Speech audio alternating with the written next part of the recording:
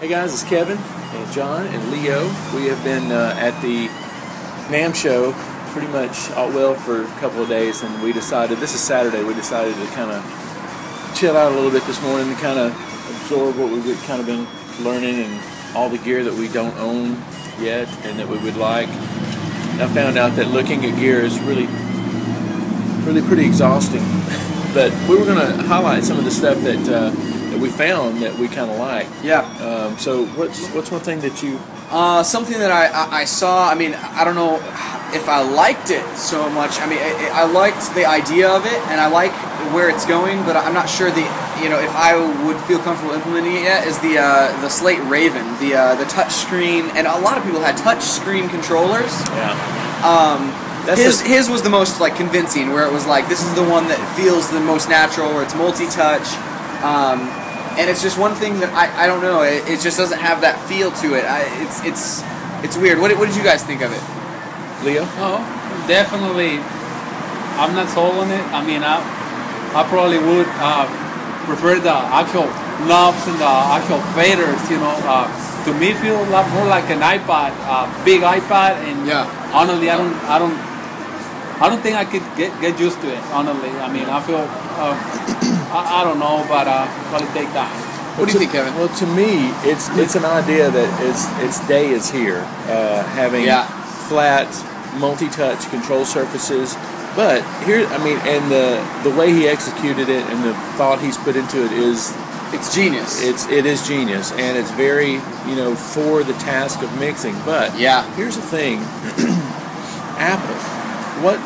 I'm sure that if Apple made a mini, they're going to make a bigger iPad, like a 27-inch iPad that's Apple TV. That's and what's to keep a third-party software company to say, hey, now your iPad, which is already multi-touch, which can have any screen you want with any DAW that you want. What's to keep them from just making that? Or even so, what's to keep somebody from taking an iPad, just the size it is, and making a mixer out of that? Yeah. So, I mean, and the price point on that one, I think, was $16,000 for the big one. For the big one, it was $3,500 for the smaller one. And that was pretty impressive too. I mean, I would probably be more apt to go for the $3,500 one. One of the guys that was there was talking about how some of the feedback they'd been getting was you had asked if you could daisy chain them, like if you could chain one to the other, like the smaller ones. Right. And one guy that was there was saying, he's like, he said, this is still a prototype. Because we've had a lot of people ask us that, and he said, so we'll take a look at it and see if it's feasible to be able to make those. And if that's the case, that'd be super sweet, because you could have your soft synths and like your stuff on one, and on the other one you got your mixing panel. Right. And so you can just reach back and forth, that sort of thing. So, and definitely you mentioned something before. As we were walking up here from the beach, we were talking about how we used to have, with texting, we used to have buttons, and now we're 100% used to having no like physical feedback from our phones. Right. While you can set up your iPhone to click and things like that, there really is no feeling attached to it. It's just kind of like you get used to it. But I remember the first time I picked up a touch screen phone, it was like, I don't even know what to do. There's no physical, but you get used to it. And so you were saying that the same might be true about this console. Right. Is that you could maybe it's more maybe a social thing where people are like, it doesn't feel right, but this is only the first time you've touched one. Right. So maybe if you use it a couple of times, it's like, wow, this is more natural than it's ever been. Yeah. Well, I know the idea is phenomenal. And I think that it's, like I said, it's time, and Steven Slate and Slate Digital is fast becoming one of my favorite plug-in companies, because I think he really thinks forward. I mean, I just downloaded sidebar, but I downloaded the Trigger plug-in, and to me that's almost transformed the way I think about mixing drums now. It's making me lazy. But, or it's saving you time so you can focus on other more important things in a mix. Exactly. A lot of times. Yeah. So your favorite thing was the.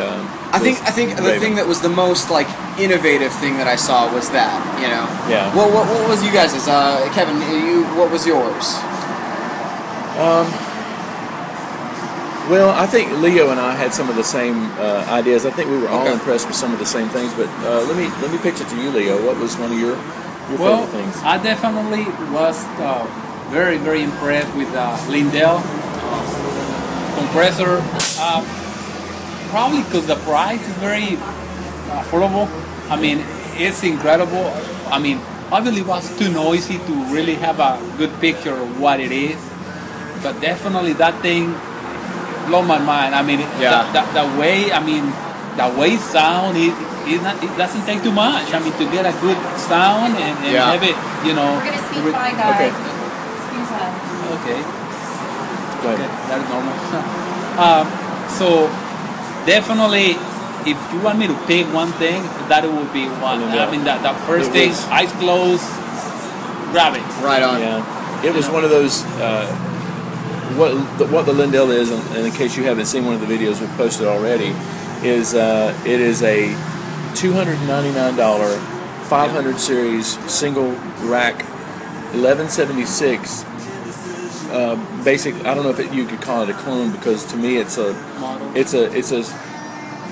very usable model, because it doesn't have a continuously variable attack and release time. It's got switches to slow, medium, fast, which is honestly all you would really need anyway. And I love limitations. I mean, I say that until you give me one, and then I have to work around it. But to be honest with you, slow, medium, and fast is a lot easier and faster in your workflow than, you know, should it be at 2 o'clock or 2:30 or whatever, and you just kind of figure out presets, which is easily recallable and stuff. But you know, when he was doing the demo, and I don't know if the video that we're going to put out really gives the full effect of it, because we were listening to it on 6-inch speakers. And it was like he could not turn it to where it sounded bad.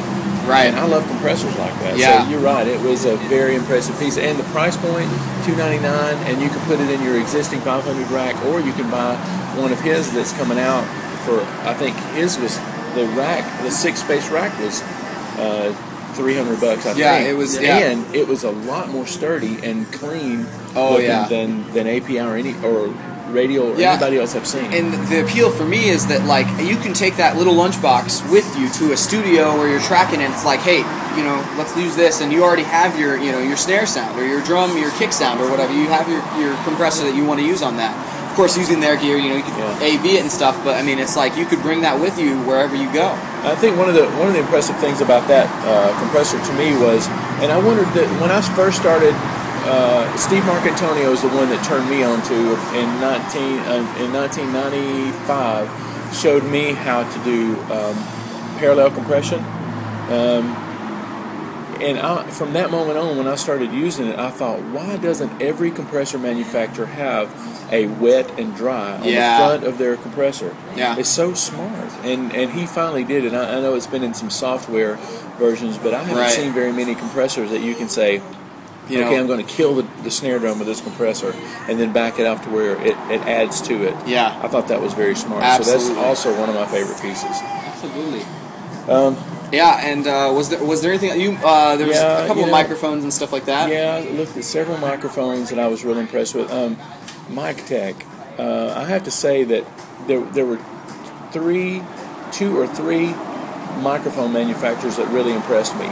One of our users wanted us to go check out the MXL. I think it was a CR89. Is that the one you looked at? Yes. And they had. If you see in the video, there are 4 mics lined up in a row, and all 3 of us went down the line and we tried them all. We checked all the microphones, and my favorite one, and I'm not blowing smoke here, my favorite one was the CR89. It was the most, you know, sweet. You get in the microphone and it goes, and if it's not hyped, then you usually know that but it's not a very expensive mic. I think it's only $399, and hopefully we'll be reviewing one of those soon. The second mic that I was very impressed with was the Octava microphone. That was amazing. OKTAVA microphone, and specifically I think it's the 201. It's the small diaphragm condenser. The element that they had on there was actually a large diaphragm, though. That's the very cool thing, because you can take the diaphragms. The kit you get it with, I think, is $800. Yeah, and it comes with two microphones, a pad, and 3 capsules. Hypercardioid, Omni, and Cardioid. Okay. Yep. But you can buy extra capsules. You can buy a medium diaphragm, which would be like a U89, something like that. But they had a large diaphragm that you put on there, and I have to say, when I spoke into that was as good as any vocal mic I'd ever heard. It was beautiful. It looked funny. Yeah, it sounded good. Funny. So I'm going to be checking out one of those pretty soon. Yeah. But one of the last mics that I heard that I really like is a company right there in Nashville, and hat tip to Jeff who's on the membership side, who showed me or told me about this mic, because I kind of put the word out that I was looking for KM84, which led me to the Octava, and he told me about Mic Tech. And I didn't really listen to their KM84 version because I listened to their tube microphone. I don't remember the model number of it, but it's a $1,400 mic, and it sounded pretty good. Did you hear it? I was walking by, but I popped the headphones on and listened to. I spoke into it a little bit, but it sounded great. I would love to try it out against my new U47. And the thing I loved about their company is because they're based like right there in Nashville. It's really it's kind of a hometown thing for us to but it's one of those things. Yeah. Oh, well, no, definitely a very good choices. I mean, the Octava microphone. It's very versatile. I mean, you can do pretty much everything. Yeah. I mean, change the capsule using the exact same preamp for all the microphones. Yeah. I mean, I think it's all we need. I mean, definitely a killer. Yeah. Yeah, no doubt. Well, I know we spent some time in the Avid booth. We did. And we got to check out some of the features of 10 that I've missed because I haven't upgraded to 10. And I'll tell you, as much as to be honest with you, I kind of felt a little bit taken advantage of sometimes when they say, okay, we're upgrading to a new platform and you're going to have to upgrade all your plugins, no matter how many you own, and we don't care how much hassle. And I kind of had a bad feeling about that. But I will admit when I'm wrong here. I understand now the reason they're changing format. Yeah.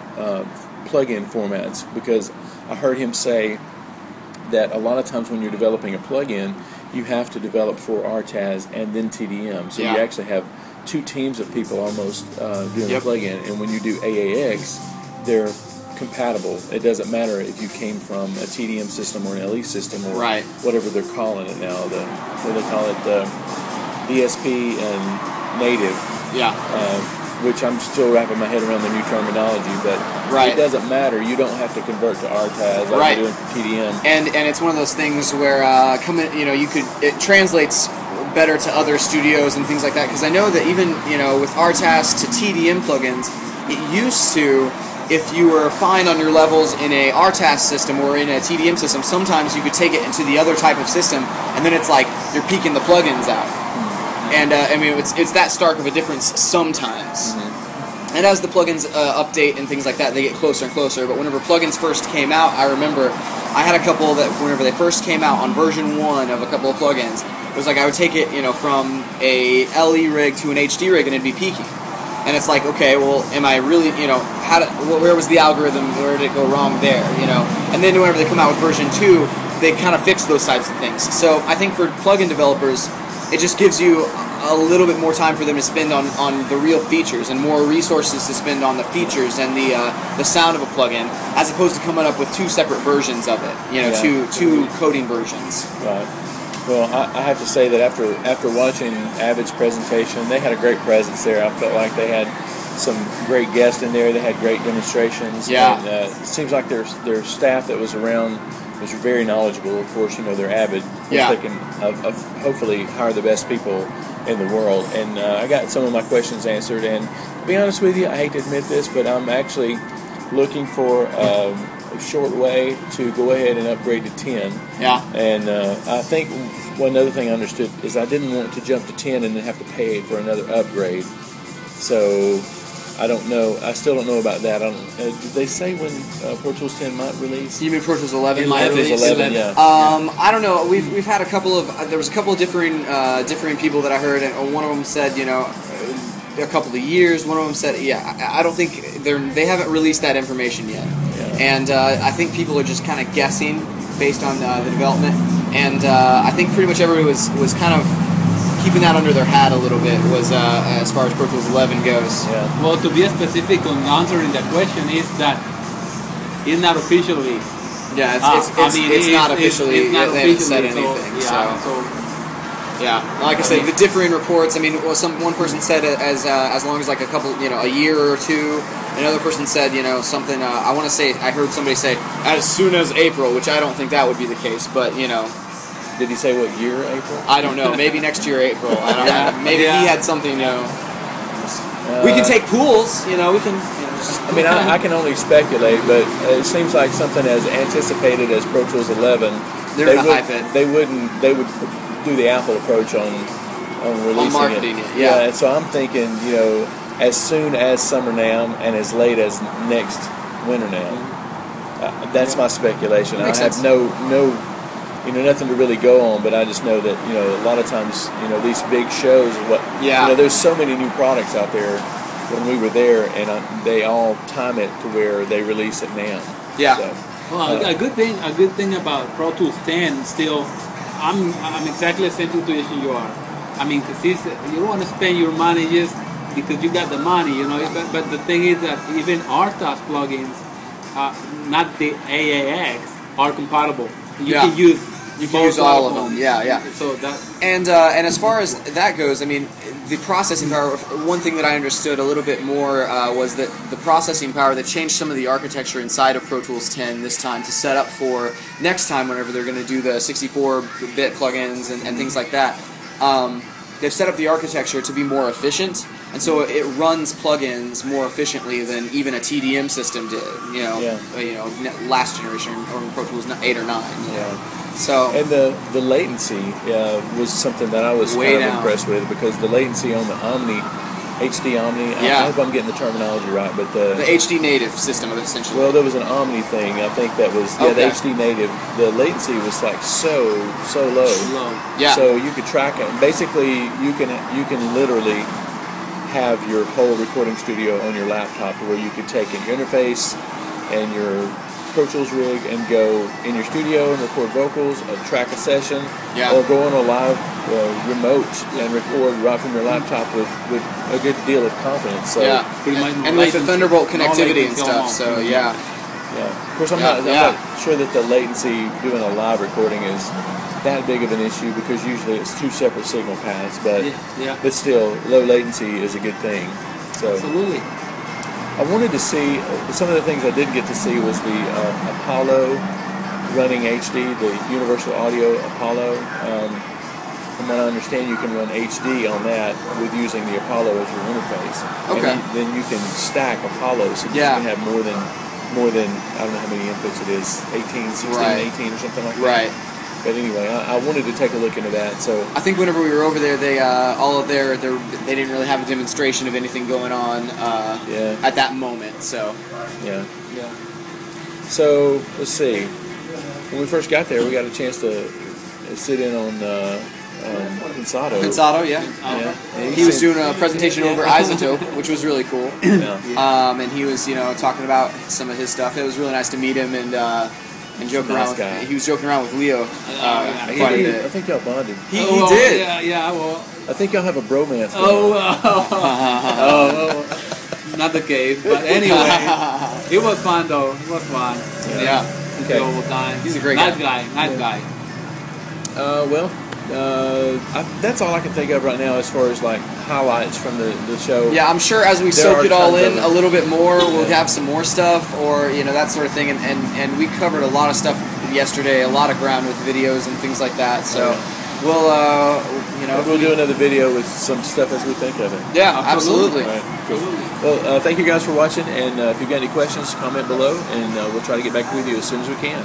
See you later.